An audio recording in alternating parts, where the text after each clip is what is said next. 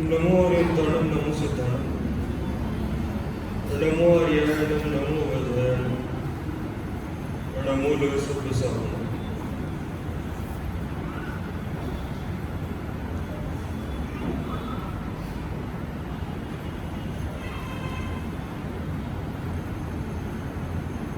श्रीदेव शास्त्र गुरुवर सदैव मम परिणति में आदर्श रहो।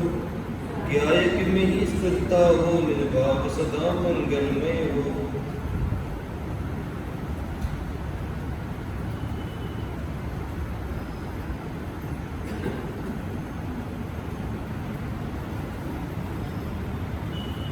पेज नंबर पृष्ठ क्रमांक 2021 पहले नंबर की गाथा प्राप्त है।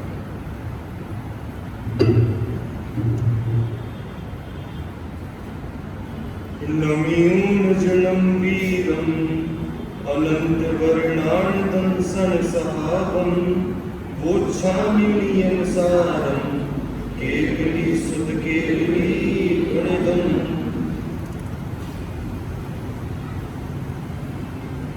आप सभी को बधाई, आपने मुझे गलत साबित किया। जब दोपहर का कार्यक्रम बन रहा था तो मैं कह रहा था कोई नहीं आया, संजय जी कहते आएंगे, नहीं आया, कोई नहीं आया, बकवास करते हुए। लेकिन मैं गलत साबित हुआ, इस बात की प्रसन्नता है। और देश भर में देख लो, सुबह शाम स्वाध्याय हर जगह होता है, दोपहर में 3-3 स्वाध्याय। अभी जो यहाँ पर हुए हैं अमूल तत्व विचार संस्कार के संबंध में और समय सार जी की गाथा, ये जो स्वाध्याय हुआ है ये इस चीज को बताता है कि हम सबकी अध्यात्म में कितनी गहरी रुचि। इसीलिए आप सभी दोपहर में इस समय पधारे आज के दिवस, ये आप सभी के लिए बधाई की बात है। देखिए, शुद्धोपयोग अधिकार में अपनी जो बातें शेष रह गई थी, अब लोग केवल संक्षेप में उसकी बात करेंगे और फिर रात्रि में जो अपना क्रम से निष्कर्षण के ऊपर स्वाध्याय होगा वो रात्रि में रहेगा। कितनी गाथा हो चुकी थी? 151 से 170 हो गई थी। देखो, सुबह की बातें एक बार वाइज कर लें। केवली भगवान स्व को भी जानते हैं, पर को भी जानते हैं। ठीक है, स्व को जानते हैं किस अपेक्षा से कहा गया है? किससे कहा गया है? निश्चय से। और पर को जानते हैं व्यवहार से। ठीक है, व्यवहार कहने का कारण क्या है? व्यवहार कहने का कारण क्या है? देखो, निश्चय व्यवहार के बहुत सारी परिभाषाएं होती हैं। ठीक है, बहुत सारी होती हैं। अभेद का नाम निश्चय, भेद का नाम व्यवहार। नंबर 1, आत्माश्रित कथन निश्चय, पराश्रित कथन व्यवहार। 2 हो गए। सत्यार्थ कथन निश्चय, उपचरित कथन व्यवहार। 3 हो गए। ठीक है। 4था, जिस द्रव्य की उस द्रव्य की पर्याय को उसी द्रव्य का कहना निश्चय, और उस द्रव्य की पर्याय को अन्य द्रव्य का कहना व्यवहार। इतने सारे है ना। यहाँ केवल ज्ञान के प्रकरण में ये परिभाषाएं नहीं लागू होंगी। या केवल ज्ञान में हमें केवल एक चीज को फोकस करना है कि केवल ज्ञानी का पर को जानना व्यवहार इसीलिए है क्योंकि उसमें वो अपनापन करके नहीं जान रहे, लीनता करके नहीं जान रहे। इतनी सी बात है, इसीलिए उसे व्यवहार कहा जा रहा है। सुबह मैंने आपको बात कही थी, केवल ज्ञानी का स्वपर प्रकाशक जानना निश्चय से भी सिद्ध है, व्यवहार से भी सिद्ध है। पॉइंट पकड़ में आ रहा है? हमें कई बार लगता है कि साहब स्व को जानते हैं निश्चय से, पर को जानते हैं व्यवहार से। लेकिन स्व पर दोनों को जानना निश्चय से भी सिद्ध होता है और व्यवहार से भी सिद्ध होता है, दोनों से सिद्ध होता है। बताओ कैसे? देखो, निश्चय से तो ऐसा है, अर्थ समझने की कोशिश करना। जैसे ज्ञान है ना, ज्ञान, वो ज्ञान ने आत्मा को जाना। किसको जाना? आत्मा को। आत्मा में कितने गुण होते हैं? अनंत। ज्ञान की अपेक्षा ज्ञान के अलावा जितने भी गुण हैं वो सब पर है। ठीक है, ज्ञान की अपेक्षा अनंत गुण है। ज्ञान की अपेक्षा जो आत्मा में अन्य गुण है ना वो पर है। तो ज्ञान ने स्व को जाना और आत्मा के अन्य गुण को भी जाना, तो इसका नाम है स्व और पर। क्लियर हो गया? तो निश्चय से आत्मा स्व पर प्रकाशक है इस अपेक्षा से। ज्ञान ज्ञान को भी जानता है और ज्ञान अन्य गुण को भी जान रहा है। सुख भी तो गुण है, क्षमा भी तो गुण है, सरलता, बात ख्याल में आ रही है? ये वीर दर्शन, तो ज्ञान अपने अलावा अन्य को जान रहा है, तो ये निश्चय से सोपर प्रकाशन। अच्छा, व्यवहार से कैसे लागू होगा? व्यवहार से ऐसे लागू होगा कि व्यवहार से आत्मा पर द्रव्य को जान रहा है ना, लोकल लोक को जानता है, इसलिए हम ऐसे कहेंगे। तो लोकल लोक में बताओ खुद का आत्मा नहीं आएगा, आएगा नहीं आएगा? तो जब खुद का आत्मा आएगा तो वहां पर भी स्व और पर, बात ख्याल में आ रही है? निश्चय से भी सोपर प्रकाशक है और व्यवहार से भी सोपर प्रकाशक है, दोनों की अपेक्षा समझ में आई? निश्चय से सोपर प्रकाशक है, उसमें ज्ञान ने खुद को जाना और आत्मा में ज्ञान के अलावा जो और गुण है वो उसके लिए पर है। जैसे हमारे परिवार में व्यवहार की अपेक्षा कहें मैं स्व हूं, मेरे परिवार वाले पर हैं, ऐसे आत्मा के परिवार में ज्ञान की अपेक्षा ज्ञान स्व है और बाकी के सारे गुण पर है। इतनी सी बात है ना। अब देखो आगे चीज हम लोग बढ़ाते हैं, बाकी सारी चीजें तो क्लियर हो चुकी थी। स्व पर को जानने वाली बात, ज्ञान और दर्शन की बात कि वो स्व को भी जानता है और पर को भी जानता है। सरल सी गाथाएं बची हैं, वो आप लोग पूरा करेंगे। इसके साथ में नियम सारथी विधान की अपनी सारी गाथाएं 10 दिनों में लगभग एक एक गाथा आप लोग ने पढ़ी, उसका सामान्य अर्थ समझा है।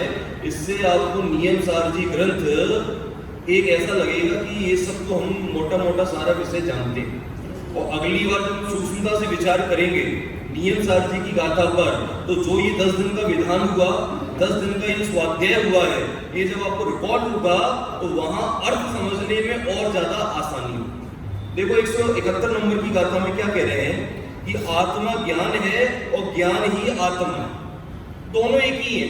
आत्मा को ज्ञान कहो या ज्ञान को आत्मा कहो, ठीक है? तो ये अभेद है, इसीलिए ज्ञान हमारा स्वपर प्रकाशक है। कैसा है आत्मा? स्व और पर दोनों को जानने वाला है। अब यहां पर बात करेंगे केवल ज्ञानी की, कि केवल ज्ञानी जानते देखते इच्छा सहित वर्तन नहीं, बस इसीलिए है अबंधक और केवली भगवान वे, कि हमारे केवली भगवान के बिहार भी होता है नहीं होता है, ठीक है? वे जानते भी हैं, देखते भी हैं, पर उनका जानना देखना बंद का कारण क्यों नहीं है? क्योंकि वो बिना इच्छा के हो रहा है। कैसे हो रहा है? देखो इसको इस प्रकार समझे बहुत आसान भाषा में। केवली भगवान के पास अनंत भगवान की बात करें तो कितने कर्मों का नाश हो चुका है? 4। कितने कर्म बाकी हैं? 4 आघाती बाकी हैं, 4 घाती का नाश हो चुका है, ठीक है? और अगर आश्रम की हम बात करें तो 2 प्रकार के आश्रम होते हैं, सांप्रदायिक आश्रम और एरियापत आश्रम। नाम सुने सभी ने? सांप्रदायिक और एरियापत। अनंत भगवान के कौन सा आश्रम हो रहा है? एरियापत। और वो एरियापत आश्रम बंधन का कारण नहीं बनता है। उसका कारण क्या बनता है वो सुनो। कारण इतना सा बनता है, उदाहरण हमारे यहाँ ये आता है, जैसे कोई पहलवान अखाड़े में जाए और उसकी पूरे शरीर में तेल लगा हुआ हो, और तेल लगने पर अखाड़े में प्रवेश करेगा तो मिट्टी चिपकेगी नहीं चिपकेगी, ठीक है? ये मोह वो तेल है जो सभी संसारियों में चिपका हुआ है, वो कसाएं वो तेल है। बंध के कारण होते हैं मिथ्यात्व, अविरति, प्रमाद, कसाय, योग। ये एक एक करके जाते जाते हैं, जीव हल्का होता चला जाता है, आखिरी में योग बचता है। लेकिन एक बात ध्यान रखना, मिथ्यात्व, अविरति, प्रमाद, कसाय, ये 4 जाने पर, योग होने पर भी वो आनंद सुखी है, ठीक है? तो ये जो तेल है वो नहीं है। तो ऐसी अनंत भगवान के साथ वो 4 घाती कर्म भी बैठे हैं, बैठे रहने तो उनका जा क्या रहा है? क्योंकि इसमें बहुत एक सूक्ष्म बात निकल करके आती है। हम में से अधिकतर लोगों का जो ध्यान है ना, वो जीवन में अघाती कर्मों में लगा देता है। बहुत ध्यान से बात सुनना, आपके जीवन की केवल जो प्रमुख मुद्दे हैं वो अघाती कर्म में है। मैं सुंदर क्यों नहीं हूँ, मैं सुंदर हूँ, मैं अच्छा क्यों नहीं गा रहा हूँ, खराब क्यों गा रहा हूँ, मैं लंबा क्यों नहीं हूँ, ये सब कौन से नाम कर्म, ये सब कौन से अघाती कर्म में आएंगे? नाम कर्म में। सादा बनी रहे, अच्छा बना रहे, कौन सा कर्म? सादा वेदनी। अरे ये क्यों हो गया, मैं रोगी क्यों हो गया, कौन सा कर्म? असादा कर्म। मेरी आयु, हाँ बहुत सी जगह पागलपन चलता है, यहाँ तो नहीं है, दरवाजा छोटा नहीं है, उम्र बढ़ाने वाला देखा देखी बहुत चल रहा है आजकल। तो ये व्हाट्सएप स्टेटस ने दिमाग खराब किया है। तो 4 लोगों ने लगाया हैशटैग, वो ये पागलपन देखो, उनकी चर्चा करना जरूरी है। बात उस उपवास की नहीं है, बात है ग्रहित मिथ्यात्व के पालने की, और बात है इस बात की कि एक का भूखा रहना दूसरे तरफ की आयु बढ़ा सकता है। अरे एक का भूखा रहना खुद की भी आयु नहीं बढ़ाएगा, दूसरे की कहां से बढ़ा देगा? खुद की नहीं बढ़ पाएगी, सामने वाले की कहां से बढ़ेगी? तो देखो हमारे जीवन के जो प्रमुख मुद्दे हैं ना, वो आघाती कर्मों के हेरफेर के हैं। घाती कर्म में तो हमारा ध्यान ही नहीं जाता है। ज्ञानावरण कम ज्यादा है कि कहां हमारे ज्यादा फर्क पड़ता है, दर्शनावरण कम ज्यादा है कहां फर्क पड़ रहा है। अब कमाल की बात देखो, अनंत भगवान आघाती कर्म के होते हुए भी सुखी। इसका मतलब ये है संयोगों का सुख दुख से कोई कनेक्शन ही नहीं है। संयोगों का डिपार्टमेंट आएगा आघाती कर्म में। पॉइंट पकड़ में आ रहा है? संयोगों का डिपार्टमेंट किस में आएगा? आघाती कर्म में। दुख का कारण है घाती कर्म। दुख है हम घाती की वजह से, और दोष किसको देते हैं? आघाती को। किसकी चिंता में रहते हैं? जहां दाग नहीं है वहां हम कपड़े से साफ करने लगे हैं और सोच रहे हैं दाग साफ क्यों नहीं हो रहा है, होगा कहां से? दुख का कारण ही गलत जगह समझ रहे हैं। तो इसमें ये समझे, ये जो इच्छा सहित इच्छा नहीं है ना, इच्छा तो इच्छा नहीं होने पर, आघाती कर्म साथ में होने पर भी अनंत भगवान को दुख देने में सामर्थ्यवान नहीं है। क्या क्या कह रहे हैं आगे कि उनके क्यों नहीं है बंद? क्योंकि उनका जो बंद कारण जीव के परिणाम पूर्वक वचन है। जब जीव परिणाम पूर्वक बोलता है तब बंद होता है। क्योंकि अनंत भगवान परिणाम रहित बोलते हैं तो कहने की भाषा है, वो तो सहजता से ओंकार ध्वनि गिरती है।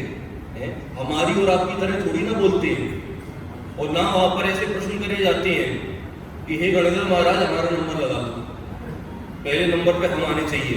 राजा सरणी के इतने प्रश्न हो चुके हैं, ये दूसरों को मौका देंगे या नहीं देंगे? मन में प्रश्न आया और समाधान हो गया, ये व्यवस्था होती है वहां पर। और क्या कह रहे हैं कि इहा पूर्वक यानी इच्छा पूर्वक जब वचन होते हैं वही बंद के कारण है। जब उनकी इच्छा ही नहीं है तो उनकी जो दिव्य ध्वनि का फिरना वो बंद का कारण बिल्कुल भी नहीं है। खड़े रहना, बैठना, चलना इच्छा पूर्वक बंधन नहीं, यानी उनका जो विहार होता है, ठीक है, विहार भी उनका सोच समझ करके नहीं होता है कि हे सोदरमिंद्र ऐसी जगह की व्यवस्था करना जहां पर संख्या बहुत मिले। जहां भव्यों का भाग्य होता है वहीं समझवर रुक जाता है। जहां भव्यों का भाग्य होता है कोई प्री प्लानिंग नहीं, सौदारविंद्र ही नहीं करता है, आओ एक मीटिंग रखते हैं, भगवान महावीर स्वामी का संस्मरण कहां जाएगा वो जगह डिसाइड कर ले। जैसे होता नहीं है, पंचकरण के लिए आमंत्रण देने जाते हैं तो हम देख लेते हैं कि कहां पर कितना हमें मिलने के चांसेस किस चीज के ज्यादा है। तो जहां पर हमें अर्थ मिलने के चांसेस ज्यादा होते हैं वो जगह हमारी प्रायोरिटी पर ऊपर चली जाती है, ठीक है। बस समस्वरण में ऐसा कुछ नहीं होता है। भवि भागन वच जोगे बसा, किसके भाग्य से? भव्यों के भाग्य से, भव्यों के भाग्य से घटती है। और देखो भव्यों के भाग्य से समस्वरण की क्या बात करें, सच मायने में ये है हमारा आपका बोलना भी बहुत कुछ सामने वाले के ऊपर ही डिपेंड रहता है। डिपेंड रहता है, इसको अर्थ समझो। आप सुबह से सोचकर रखे हो ये आएगा तो उसको मैं बड़ा काटूंगा, इसकी हिम्मत कैसी है काम करने की, पर उसके भाग्य में अगर आपके दुर्वचन सुनना नहीं है वो सामने आ जाएगा और आपके मुख से अपशब्द नहीं निकलेंगे। और फिर आप कहोगे सुबह से प्लानिंग तो मैं खूब कर रहा था, आगे हो क्या गया? अरे हो यही गया, सामने वाले का भाग्य नहीं था आपके दुर्वचन सुनने का। खूब कोशिश करते रहो, कोशिश करने से होता क्या है, सामने वाले का होना तो चाहिए ना। ये यस अपयस प्रकृति का गजब का खेल होता है। और आगे बढ़े, आयु क्षय से शेष प्रकृति नष्ट होती पूर्णतः, और जैसे ही आयु क्षय हो जाता है इस प्रकार का निमित्त नैमित्तिक संबंध होता है, शेष आघाती कर्मों की प्रकृति भी पूर्णतः नष्ट हो जाती है। और कहां पर विराजमान हो जाती है? लोकाग्र के शिखर पर। कहां विराजमान हो जाती है? लोकाग्र के शिखर पर। कैसे? वहां पर जो विराजमान क्यों होते हैं वहीं क्यों जाते हैं और ऊपर क्यों नहीं जाते हो? और क्यों नहीं जाते ऊपर? धर्म द्रव्य का अभाव है, और जीव और पुद्गल को चलने में निमित्त कौन? धर्म द्रव्य। तो लोकाकाश के ऊपर धर्म द्रव्य की सत्ता नहीं है तो वहीं पर वे विराजमान हो जाते हैं। और क्या कह रहे हैं, कैसे हैं वे? सिद्ध भगवान शुद्ध हैं, अक्षय हैं, कर्म में रहित हैं, जन्म मरण जरा रहित हैं। ज्ञानादि में अविनाशी चिन्मय आत्मा अच्छेद्य है। अच्छेद का मतलब क्या होता है? अच्छेद का मतलब ये है छेद बंधन इत्यादि से रहित। अब किसी प्रकार का उनको बंधन नहीं होगा, किसी प्रकार का उनको अब ये हम कह सकते हैं कि कोई भी रुकावट नहीं आएगी। ठीक है, अभी अमूल तत्व विचार में पंक्ति आई थी ना कि वो सुख सदा ही क्या चिरे पश्चात जिसके। ये दुनिया के सुख का सबसे बड़ा माइनस पॉइंट तो यही है कि हम किसी भी सुख की प्लानिंग करें उसके बाद क्या है? तो दुख है। और हम अगर मोक्ष की बात करें तो प्रति समय नया नया सुख है।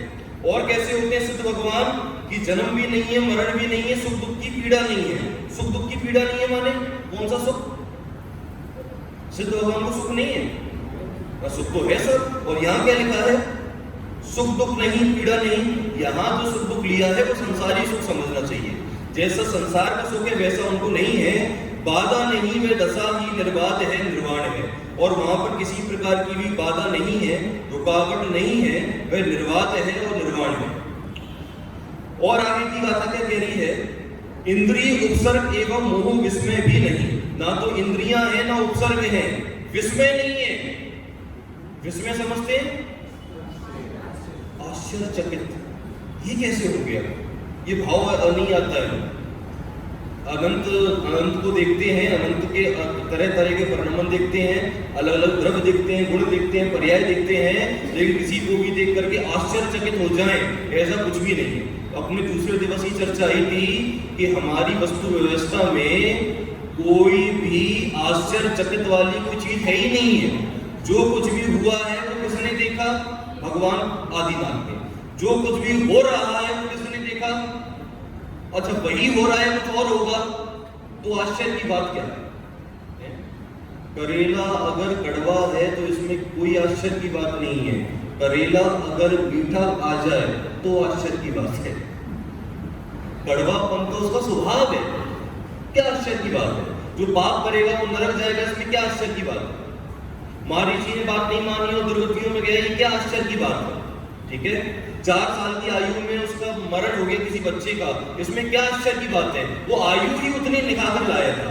आश्चर्य उठता है अज्ञानता में, क्योंकि वहां पर अनंत ज्ञान है तो आश्चर्य नाम की चीज नहीं। आश्चर्य किसमें उठता है? अज्ञानता में। अरे ये कैसे हुआ, ये कैसे हुआ? तो आश्चर्य की वहां पर बात ही नहीं है। और क्या कह रहे हैं? कर्म नो कर्म नहीं है, चिंता भी नहीं है, आर्त रौद्र नहीं है, और देखो धर्म ध्यान भी नहीं है, सुकुल ध्यान भी नहीं है। सुकुल ध्यान क्यों नहीं है? अगर रास्ते भी चलते रहेंगे, अब तो मंजिल की प्राप्ति हो गई ना। सुकुल ध्यान तो रास्ते में होता है, उस मंजिल तक जाने के लिए। अब तो मंजिल तक पहुंच चुके हैं, अब तो सुकुल ध्यान भी नहीं है। तो धर्म ध्यान नहीं है, सुकुल ध्यान नहीं है। ऐसा निर्वाण किसे जानना चाहिए? सिद्ध भगवान का ये निर्वाण होता है। और क्या कह रहे हैं? केवल ज्ञान, केवल दर्शन, अनंत वीर, अनंत सुख, ये 4 प्रकार के उनके गुण जो किसके नाश करने पर होते हैं? 4 घाती कर्मों के नाश करने पर। और कैसे कैसे हैं? अमूर्तिक, बहुप्रदेशी, अस्थिमय, आत्म, यानी ये पीछे तो उन्होंने गिनाए थे कि भगवान क्या क्या नहीं है। जन्म मरण नहीं है, जिसमें नहीं है, आश्चर्य नहीं है। और अब बता रहे हैं कि भगवान के पास क्या क्या है, तो ये गुण है। और सच पूछो तो गुण तो केवल लिखा दिए हैं, अनंत गुण है। कितने गुण हैं? अनंत। निर्वाण ही सिद्धत्व है, सिद्धत्व ही निर्वाण है। लोकाकृत तक जाता कहा है कर्म विरहित आत्मा, कि चाहे उसे निर्वाण कहो चाहे उसे सिद्धत्व कहो, एक ही बात है।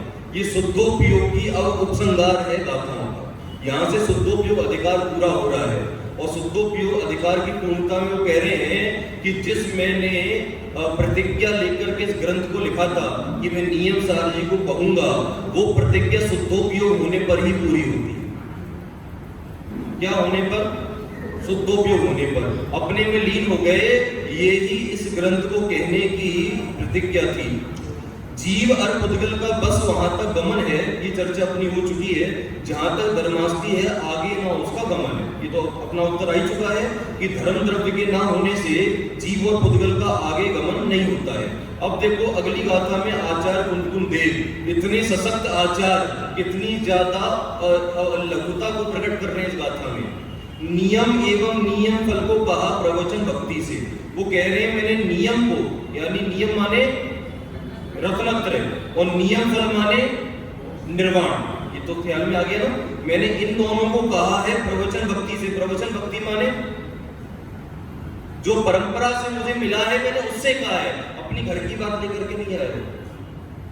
मैं कई बार कहता हूं प्रवचन वास्तव में अनंत भगवान के ही होते हैं, नहीं होते, और वो प्रकृष्टवाणी है, वो अनंत भगवान के ही प्रवचन, निश्चय से वो अनंत भगवान के ही। और हम और आप जो चर्चा कर रहे हैं ना, मैं हमेशा इस बात को कहता हूँ, यहाँ अगर हम में से कोई जना ऐसे ऊपर बैठ गया है तो गणधर की गादी पर, तो कोई विशिष्ट हो गया, ऐसी बात नहीं है। देखो इतनी सी व्यवस्था है कि हमको स्वाध्याय चर्चा करनी है और एक साथ सब लोग बोलेंगे तो एक दूसरे को कुछ समझ में आएगा नहीं। तो व्यवस्था हमने ऐसी बना ली है कि एक कोई ग्रंथ को वांचेगा, पढ़ेगा, समझाएगा और बाकी सब सुनेंगे, इतनी सी बात है बस। कोई विशिष्ट हो गया, ये हो गया, वो हो गया, ऐसी कोई बात ही नहीं। प्रवचन तो किसके होते हैं? अनंत भगवान के। हम और आप तो उनके प्रवचन पर चर्चा विमर्श कर रहे हैं बस, इतनी सी बात है। बात क्या? प्रकृष्ट वचन उनके तो है ना। आचार्य कुंदन देव कह रहे हैं कि जो कुछ भी कह रहा हूं वहां कहां से कह रहा हूं? प्रवचन, प्रवचन माने अनंत भगवान की वाणी से, जो मुझे परंपरा से ज्ञान मिला है। और हम और आप वांचने वाले क्या कहते हैं कि ये सब मेरे किसने समझाया? वो कह रहे हैं कि हमने वहां से मिला है, और हम कहें कि हमने समझाया। तो ये बातें निश्चित रूप से युगल जी साहब कई बार कहते थे।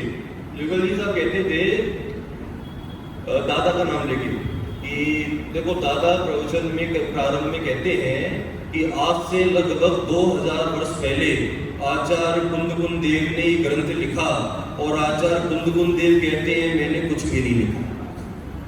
ठीक है, हम कहते हैं ग्रंथ उन्होंने लिखा, और वे कहते हैं कि हमने कुछ भी नहीं लिखा। कहां से हमने लिख दिया? देखो तो क्या उनकी देखो लघुता है।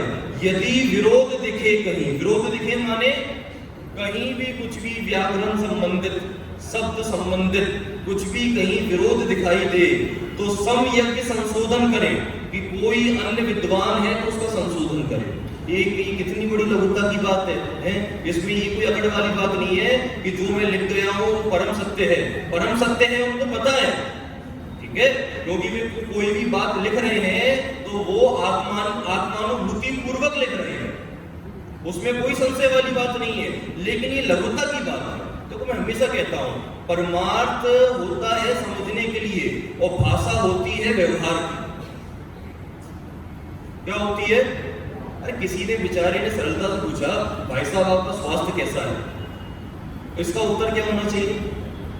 सरलता से उत्तर दे दो कि हाँ ठीक है, खराब है। लेकिन जो बहुत आत्मात्मक आते हैं ना, पता क्या उत्तर देते हैं? आत्मा का स्वास्थ्य कभी खराब ही नहीं होता। अरे भले आदमी इस अपेक्षा से थोड़ी ना पूछा था। जिस अपेक्षा से बात पूछी जा रही है उस अपेक्षा से बात करो ना। किसी किसी की व्यक्तित्व की विशेषता होती है, उसे सामने वाले की कोई ना कोई बात काटनी है, उसे काटनी है, आप वो कुछ भी बोले। ये सब मान कसाई के प्रतीक है। सरल स्वभावी हुए, क्या पंक्ति आती है 10 लक्षण की पूजन जो अपने रविंद्र जी वाली की थी, सरल स्वभावी हुए, सरल स्वभावी हो जाए। ठीक है, ये सामने वाले को बातों बातों में नीचा दिखाना, ये करना वो करना, ये कोई सरल भद्र परिणामी वालों के लक्षण नहीं है। देखो और कितनी गजब की बात कह रहे हैं अगली गाथा में। ये सारी तीनों उपसंहार की गाथाएं हैं, केवल 2 गाथाएं बची हैं। यदि कोई ईर्ष्या भाव से निंदा करे जिन मार्ग की, छोड़ो न भक्ति वचन सुन इस वीतरागी मार्ग की। आचार्य कुंदकुन देव के हृदय में हम सबके प्रति कितनी करुणा है, ये गाथा ये बता रही। घर में छोटा बच्चा होता है, किसको भी हम वो स्कूल जाता है, बाहर जाता है, उसको क्या बोलते हैं? बेटा कोई रास्ते में मिले उससे बात नहीं करना, कोई आपको हाथ पकड़ के कहीं ले जाए उसके साथ जाना नहीं। बेटा स्कूल में कोई अगर बोले कि मम्मी पापा तुम्हें बुला रहे हैं तो चले नहीं जाना। बेटा बाजार का कुछ खा नहीं लेना, कोई खाने के लिए दे तो ले नहीं लेना। ये सावधानी रखते हैं ना, अपने बच्चे से अगाध प्रेम है। ऐसी आचार्य कुंदकुन देव को हम सबके प्रति कितनी करुणा है। उन्हें पता है पंचम काल में उन्होंने स्वप्न देखा था ना, ये चंद्रमा पर बहुत सारे दाग, जिसका मतलब ये होता है जैसे काल आगे बढ़ेगा जैन धर्म के अनेक अनेक रूप दिखाई देंगे। तो आचार्य कुंदकुंद देव को भी अच्छे से पता था, श्वेतांबर मत तो उनके सामने आ ही चुका था, तो उन्हें अच्छे से पता था कि देखो पंचम काल में तरह तरह की बातें होंगी, वस्तु व्यवस्था को उल्टा सीधा बताया जाएगा। तो वे करुणा से कह रहे हैं, यदि कोई ईर्ष्या भाव से इस मार्ग की निंदा करे, तुमको और कुछ पता है तो हे भक्त जीवों भटक मत जाना। कितनी करुणा है। इस नियम सार जी को आत्मसात करके भी अपना कल्याण तो कर ही रहे हैं, उनका कल्याण तो हो ही गया, लेकिन उनके मन में ये करुणा है, इस नियम सार जी को तुम सब भी, हम सब भी उसी आत्मसात से पढ़े, कहीं भटक नहीं जाना।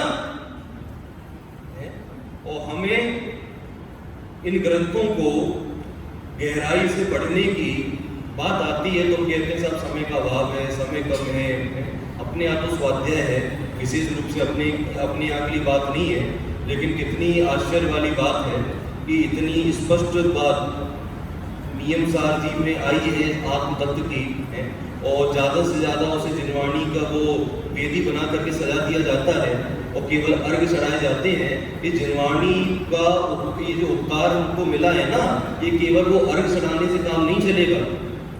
ये देखो तो ध्यान से इन पंक्तियों को, छोड़ो ना भक्ति वचन कि इन वचनों की भक्ति नहीं छोड़ देना।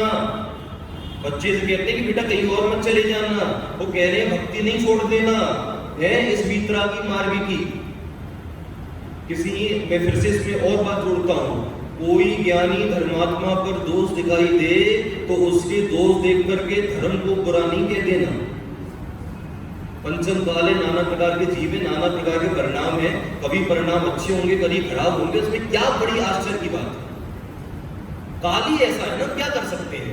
और जो परिणाम होता है, चार भाव की चर्चा पड़ी है, चार भाव की चर्चा, जो भूतकाल का परिणाम है उसका वर्तमान परिणाम में अत्यंत भाव है नहीं है, वज्र की दीवार है नहीं है, दो द्रव्यों में वज्र की दीवार है नहीं है, बोले है। भूतकाल में परिणाम था वर्तमान में भी वैसा का वैसा ही होगा, ये गारंटी थोड़ी ना है। नहीं सब कुछ भूतकाल में पापी था वो अभी भी पापी होगा ना, वो अंजन चोर क्या पर्याय थी और क्या पर्याय हो गई, ठीक है। और कई ऐसे उदाहरण है कि पर्याय कितनी अच्छी जा रही थी, धर्म में सब चित्त लग रहा था और आखिरी में परिणाम पलट गए। सारी चीजें हो सकती हैं, अपने परिणामों की संभाल करनी चाहिए, ठीक है। डोडरमल जी का प्रसिद्ध वाक्य है, अपना भला बुरा अपने परिणामों से। किससे है? अपने परिणामों से। तो आचार्य कुंदकुंद देव की इस बात को देखो 2000 वर्ष पहले उन्होंने जो गाथा लिखी थी वो डायरेक्ट हम पढ़ पा रहे हैं, इससे क्या बड़ा आश्चर्य होगा। आखिरी गाथा, समय भी अपना अधिक हो चुका है। जान जिन देव के निर्देश इस आदेश उपदेश को, कि जिनेंद्र भगवान के निर्दोष इस उपदेश को जान करके समझ करके क्या किया है मैंने, निज भावना के निमित्त मैंने किया इस ग्रंथ को। आचार्य कुंदकुंद देव कह रहे हैं तुम सब वीतरागी मार्ग नहीं छोड़ने देना, ये तो हम कह चुके हैं, पर इस ग्रंथ की रचना मैंने खुद के लिए की। किसके लिए की है? खुद के लिए। इसीलिए मैं नियम सार जी को आचार्य कुंदकुंद देव की पर्सनल डायरी बताता हूँ। पर्सनल डायरी है जरूर, लेकिन ये अन्य पर्सनल डायरी जैसी नहीं जिसे और कोई नहीं पढ़ सकता है। आखिर उनके जीवन में ऐसा कुछ छुपाने वाला है ही नहीं है। इस प्रकार अपने नियम सार जी की एक गाथा से लेकर के 187 गाथा के संबंध में ये सामान्य चर्चा पूरी हुई। 5:40 हो चुके हैं। हम सभी अब यहाँ पर इस चर्चा को विराम देते हैं। और कितने बजे भरत जी पधारना है? 7 बजे। आप बता दो आगे का।